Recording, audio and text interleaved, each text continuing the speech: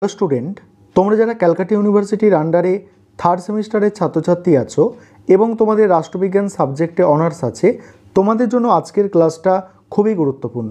আজকের ক্লাসে তোমাদের SECA 1 পেপারের 2019 সালের প্রশ্নপত্রের এসএকিউর সমাধান নিয়ে আলোচনা করব। তাহলে আজকের ক্লাসটা তোমরা প্রথম থেকে শেষ পর্যন্ত দেখে নাও। প্রথম যে 1 নম্বর প্রশ্নটা কি আছে দেখো, CRPC এর পুরো কথা কি? এর পুরো কথা হচ্ছে কোড অফ ক্রিমিনাল প্রসিডিওর। পরের প্রশ্ন দেখো, পরের প্রশ্ন আছে ভারতের ফৌজদারি ন্যায় বিচার ব্যবস্থার প্রধান উৎস কি? অ্যান্সার হবে ভারতীয় দণ্ডবিধি অর্থাৎ IPC 1860। গ্রেপ্তার কাকে বলে? গ্রেপ্তার কাকে বলে দেখে নাও। গ্রেপ্তার বলতে আইনি সুরক্ষা বা নিয়ন্ত্রণের উদ্দেশ্যে একজন ব্যক্তিকে আটক এবং হেফাজতে নেওয়ার কাজ বোঝায়। এটি ফৌজদারি কার্যবিধির অধীনে নিয়ন্ত্রিত হয়। পরের প্রশ্ন, জামিন কি? জামিন হলো ফৌজদারি বিচার ব্যবস্থার একটি গুরুত্বপূর্ণ দিক। এটি একজন আসামিকে বিচারের পূর্বে কারাগার থেকে মুক্তি পেতে সাহায্য করে। জামিনের মাধ্যমে আসামিকে নির্দিষ্ট শর্তাবলী পূরণের প্রতিশ্রুতি দিয়ে বিচারের পূর্বে স্বাধীনভাবে থাকার সুযোগ দেওয়া হয়। পরের প্রশ্ন, বাজেয়াপ্তকরণ বলতে কী বোঝো? বাজেয়াপ্তকরণ বাজেয়াপ্তকরণ বলতে বোঝায় আইনি প্রক্রিয়া যার মাধ্যমে সরকার বা আদালত সম্পত্তি, অর্থ বা অন্য কোনো সম্পদ নিয়ন্ত্রণে নেয়। পরের প্রশ্ন আছে দেখো, প্রমাণ বা এভিডেন্স কয় প্রকার ও কী কী?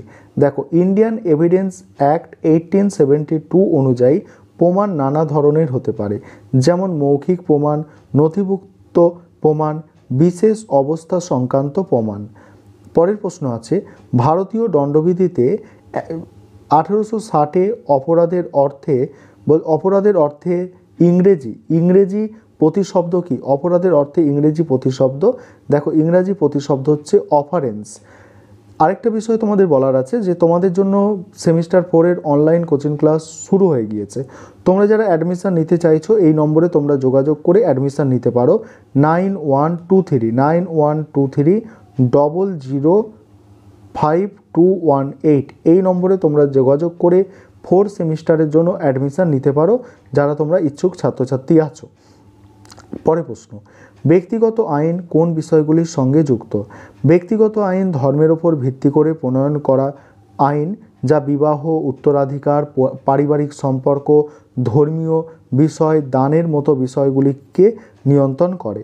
পরের প্রশ্ন, প্রথাগত আইন প্রচলিত আছে এমন ভারতের 2টি রাজ্যের নাম মিজোরাম আর হচ্ছে নাগাল্যান্ড। পরের প্রশ্ন আছে পণপ্রথা নিরোধক আইন ভারতীয় সংসদে কোন সালে গৃহীত হয়?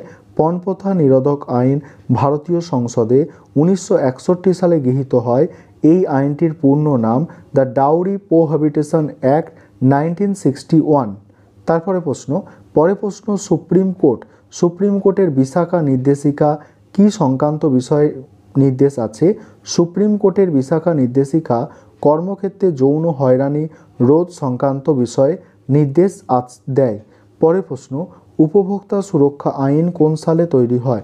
উপভোক্তা সুরক্ষা আইন প্রথম 1960 সালে তৈরি হয়। তারপরে প্রশ্ন, তথ্যের অধিকার কোন সালে বলবৎ হয়? তথ্যের অধিকার বা দেখো RTI 2005 সালে 12ই অক্টোবর বলবৎ হয়। তারপরে প্রশ্ন, সাইবার অপরাধের 2টি দৃষ্টান্ত লেখো, হ্যাকিং আর হচ্ছে শিপিং। পরের প্রশ্ন, ইউপিএ 2019-এর পূর্ণ রূপ কি? ইউপিএর সম্পূর্ণ রূপ হলো unlawful activities prevention amendment act 2019 বা অবৈধ কার্যকলাপ সংশোধনী আইন 2019। এই ছিল তোমাদের 2019 সালের এসএকিউ প্রশ্নপত্রের সমাধান।